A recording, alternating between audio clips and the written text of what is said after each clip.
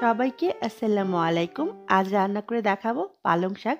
কি করে রান্না করলে শাকের কালারটা সবুজ থাকবে আজকের ভিডিওতে আমি সেটা বলে দিব।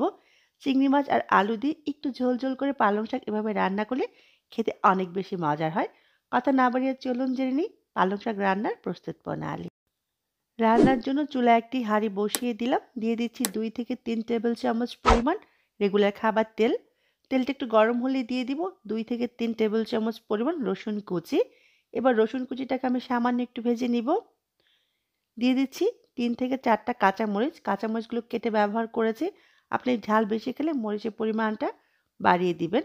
মরিচটা সামান্য একটু ভেজে দিয়ে দিব হাফ কাপ পরিমাণ পেঁয়াজ কুচি। এবার পেঁয়াজটাকে ভেজে নিব। পেঁয়াজটা একটু নরম হওয়া পর্যন্ত। পেঁয়াজটা যখন সামান্য একটু নরম হয়ে আসবে তখনই এখানে দিয়ে দিব চিংড়ি মাছ। এখানে প্রায় 300 গ্রাম চিংড়ি মাছ আছে। যারা নতুন রাঁধুনি তারা অনেকেই জানে না চিংড়ি মাছের মাথায় এবং পিছনে একটা ময়লা আছে সেটা কি করে পরিষ্কার করতে হয়। চিংড়ি মাছ পরিষ্কার নিয়ে একটা টিউটোরিয়াল আমার চ্যানেলে আছে। আমি এই ভিডিও ডেসক্রিপশন বক্সে লিঙ্কটা দিয়ে দিব। চিংড়ি মাছটা দেওয়ার পরে আমি একটু ভেজে নেব 4 থেকে 5 মিনিটের মতো। চিংড়ি মাছটা এভাবে 3 থেকে 4 মিনিট ভেজে নিলে চিংড়ি মাছটা খেতে অনেক ভালো লাগে এবং সুন্দর একটা ফ্লেভার আসে। দিয়ে দিচ্ছি স্বাদ অনুযায়ী লবণ। এবার দিয়ে দিব হলুদের গুঁড়া 1 চা চামচ পরিমাণ। আজকে আমি 1 কেজি পালং শাক রান্না করব, সেই অনুপাতে প্রতিটি উপকরণ ব্যবহার করব। আপনি যদি শাকের পরিমাণ কম ব্যবহার করেন সেক্ষেত্রে মশলার পরিমাণও কম ব্যবহার করতে হবে। দিয়ে দিয়েছি হাফ চা চামচ পরিমাণ লাল মরিচের গুঁড়া। আপনি ঝাল কম পছন্দ করলে মরিচের গুঁড়াটা বাদ দিতে পারেন। দিয়ে দিলাম 1 চা চামচ পরিমাণ জিরার গুঁড়া। এবার মশলাগুলো আমি কয়েক সেকেন্ডের জন্য একটু কষিয়ে নিব।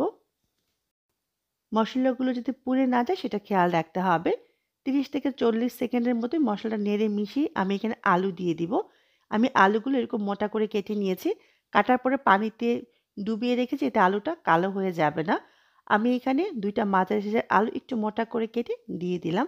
এবার আলুটাকে আমি মশলার সাথে কষিয়ে নিব। আলুগুলো মশলার সাথে মিনিট খানেকের মতো খুব ভালো করে নেড়ে মিশিয়ে আমি এখানে সামান্য একটু পানি ব্যবহার করব। এই পানিটা ব্যবহার করার জন্য মশলাটা খুব ভালো করে কষানো হবে।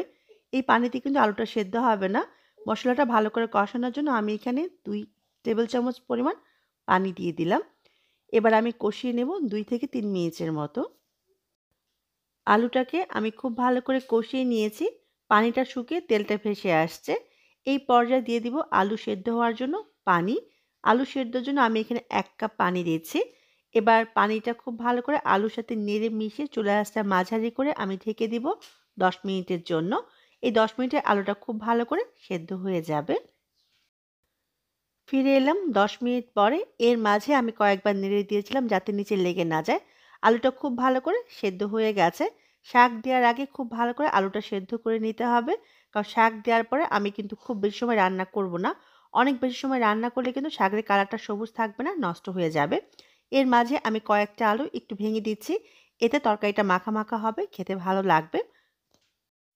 এবার এর মাঝে আমি শাকগুলো দিয়ে দিব।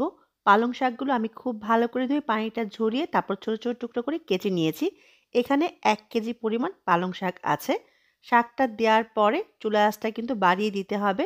চুলার আঁচ কিন্তু কমিয়ে দিলে শাকের কালারটা কিন্তু সবুজ থাকবে না, নষ্ট হয়ে যাবে। তাই শাক দেওয়ার পর থেকে রান্নার শেষ পর্যন্ত চুলার আঁচটা বাড়িয়ে দিতে হবে। শাক দেওয়ার পরে একটু নেড়ে নিয়ে আমি বাকি শাকগুলো দিয়ে দিব। দেওয়ার পরে আমি ঢেকে দিব 3 থেকে 4 মিনিটের জন্য। শাক থেকে অনেকখানি পানি বের হবে, সেজন্য এক্সট্রা কোনো পানি এখানে দিতে হবে না।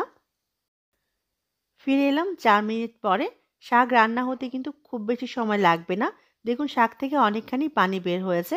খুব ভালো করে নেড়ে মিশিয়ে আমি 2 থেকে 3 মিনিটের মতো শাকটাকে আরও রান্না করে নিব। শাকটা দেওয়ার পর থেকে রান্না হওয়া পর্যন্ত টোটাল 5 থেকে 6 মিনিটের মতো সময় লাগবে। শাকটাকে আমি আর ঢেকে দিব না। শুরু থেকে শেষ পর্যন্ত ঢেকে রান্না করলে শাকের কালারটা কিন্তু নষ্ট হয়ে যাবে। এই পর্যায়ে দিয়ে দিব আস্ত কাঁচামরিচ 4-5টা ফ্লেভারের জন্য। আপনি ঝাল বেশি পছন্দ করলে কেটে ব্যবহার করবেন। খুব ভালো করে নেড়েচেড়ে শাকটাকে আমি আর মিনিট খানেকের মতো রান্না করে নিব। ফিরে এলাম মিনিট খানেক পরে। আমার রান্নাটা মাশাআল্লাহ একেবারে পারফেক্টভাবে হয়ে গেছে। এখন যে ঝোলটুকু আছে নামানোর পর এটা আরও অনেকখানি কমে যাবে। নামানোর আগে লবণটা চেক করে নামিয়ে পরিবেশন করুন। খুবই মজার পালং শাক। চিংড়ি মাছ, আলু দিয়ে পালং শাক এভাবে রান্না করলে খেতে অসম্ভব মজার হয়। অবশ্যই বাসায় রান্না করবেন আর আমার কমেন্ট বক্সে জানাবেন কেমন হলো। আল্লাহ